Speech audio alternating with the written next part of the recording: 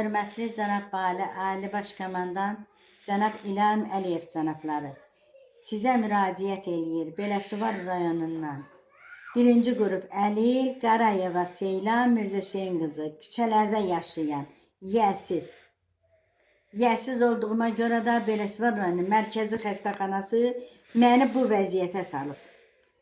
Xahiş eləyirəm, siz biləsiniz ki, Beləsuvar rayonunun mərkəzi xəstəxanasında özbaşınalıq direktor tərəfindən, onun mavini Mehman tərəfindən, xəstəxananın aptekinin müdürü Pərvanə xanım tərəfindən dərmanlar mənimsənir, əvəzində mənim kimi ağır bir xəstə, yəssiz bir xəstə bu vəziyyətə qalır.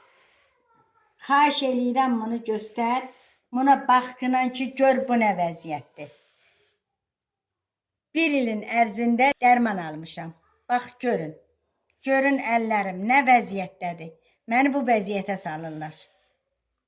Bunların sirrini bilirəm, dərmanı neynirlər, onu bilməsi olmadı. Dərmanlar hara gedir? Sizin tərəfinizdən. İmtiyazlı dərmanlar alınan tərəf. Və bu dərmanlar necə olur? Deyir, özləri 60-70 minlik maşında gəzirlər. Səni xəstələri də bu vəziyyətə salırlar.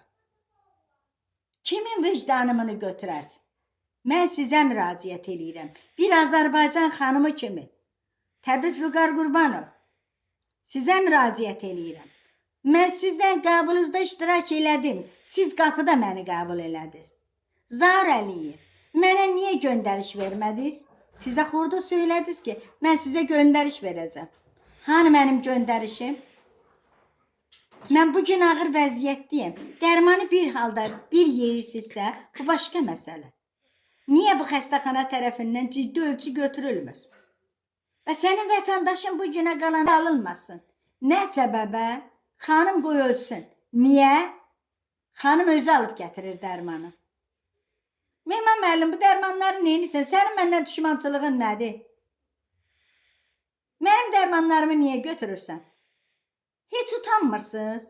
Heç ayıb deyil. Bir Azərbaycan xanımını da bu günə qoyarlar. Vüqar Qurbanov, hara baxırsan? Mən xahiş eləyirəm, cənab prezident, Beləsuvar rayonunun mərkəzi xəstəxanasının direktoru, mavini və aptekin müdürü Pərvanə xanım haqqında ciddi ölçü götürülsün. Bu dərmanlar necə olunur?